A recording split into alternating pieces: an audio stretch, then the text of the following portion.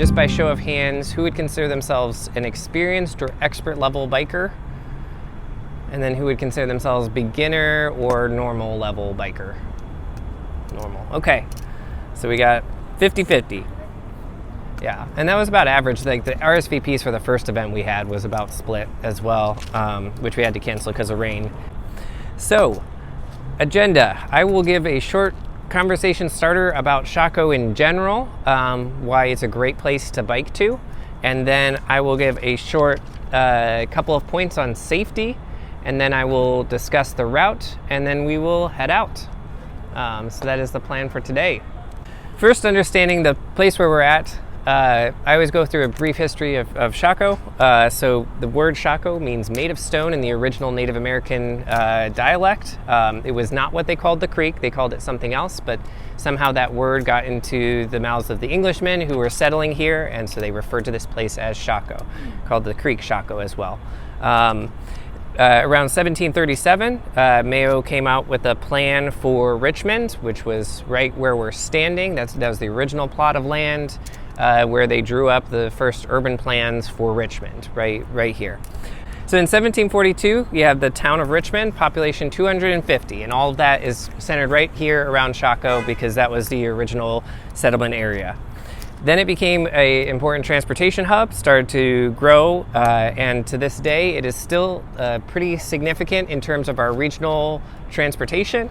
So you can see right from the spot where we're standing, we have both I-95, we've got rail, we have the Capitol Trail, so anyone could have attended this meeting from Virginia Beach if they wanted to. That would have been quite the distance. We also have a lot of local access, including the GRTC bus. The Pulse is really close by. The Pulse is coming down this way.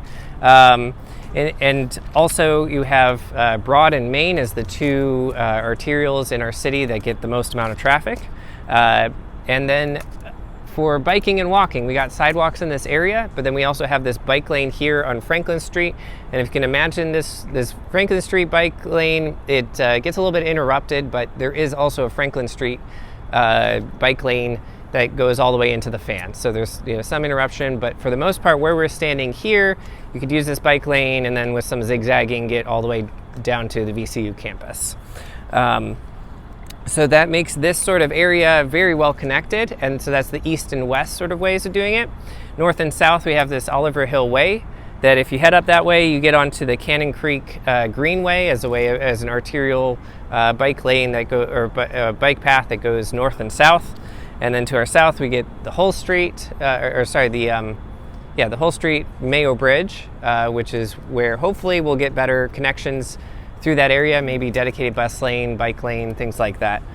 So this area is definitely kind of central to many of those different features, which makes it like a place that is really connecting a lot when you think about it. And really a very convenient place to get to by many different modes of transportation and not just driving.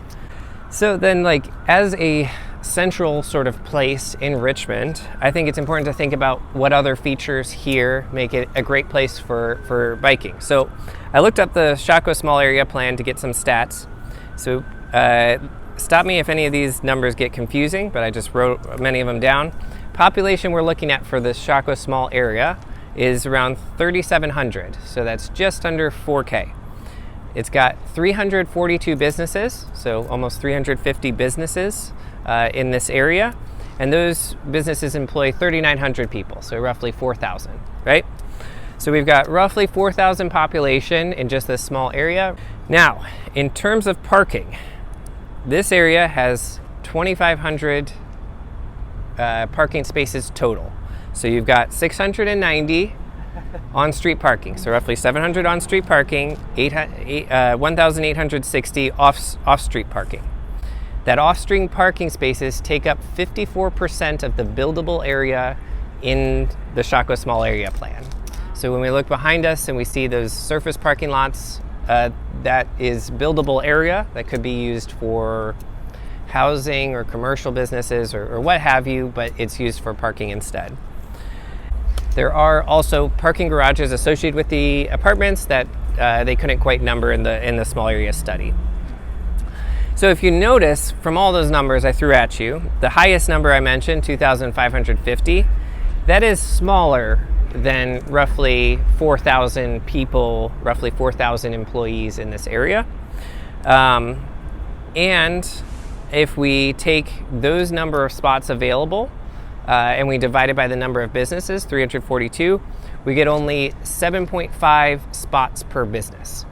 So every single business you see in this area, it's like as if they have a little strip mall that they have 7 spots to their name, at the most. If we consider the parking and the buildable area, that 54% of the buildable area, if that were to get instantly built up, so 0% to surface parking, all we have left are the street parking, you're looking at 2 spots per business. So imagine each one of these little businesses, each one of these restaurants having 2 spots to their name that they can use for customers. That's an important way to think about it, because if we imagine that if people were to drive 100% of the time when they came to visit this area, number one, there'd not be enough parking for that 4,000 residents. But also, that would put a major cap on business growth and housing development. The math being that roughly if you figure a certain number of people per car, based on national averages, you're looking at maybe 9 customers per business at any given moment, right? So if you can imagine that, just, your business, you got 9 customers. That's the amount that you can expect on average if you're only using up your amount of parking spaces that you have available to you. But for every one person who bikes, who takes the train, who uses the bus, who uses the sidewalk, etc., that's adding 1 more to Shockoe's capacity. So if you imagine that, it's like as if you've added 1 more parking space available at that moment than what was previously available. Now, if you imagine, I'm sorry, these are the last numbers I'm going to go through, and then no more numbers, I promise, okay? National averages, surface parking lots, how much do they cost per spot? Anyone can guess? 12,000? 5,000. 5,000? You look like you're about to get 3,000? Really? I don't know. I have no idea. Jacob is correct, 5,000 for structured parking, so parking garages. Anyone want to take a guess on that? I got numbers from the Parking Reform Network that said 40,000 for structured, and then underground 80,000. So that's 80,000 per spot. So we've got 6 of us here today.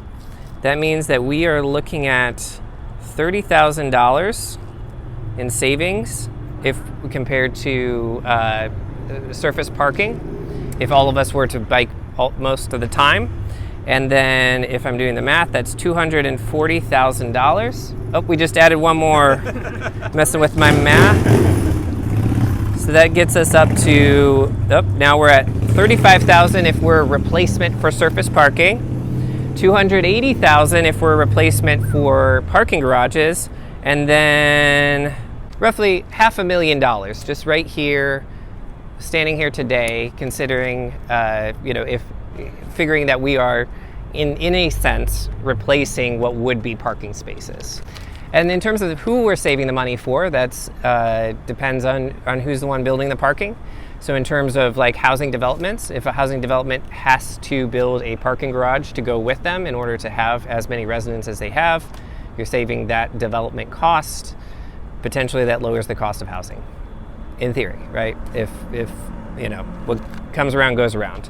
If we're thinking about public dollars, the public dollars that go towards surface parking, if we think about opportunity costs, that's where these numbers kind of fail us, where like the amount of opportunity cost to have to dedicate buildable area to parking is kind of immeasurable. That's thinking of like, what could exist if less land was given to parking.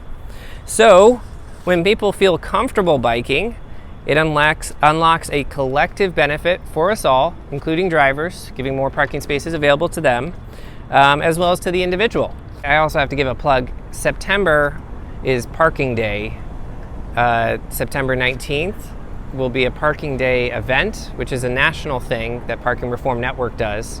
And so we will be setting up a table. I think we're going to do Manchester. I got to put in a permit for getting a parking space, but we'll take over a parking space and we'll be going through similar numbers as well to kind of make similar points about the ways that you can better utilize city land.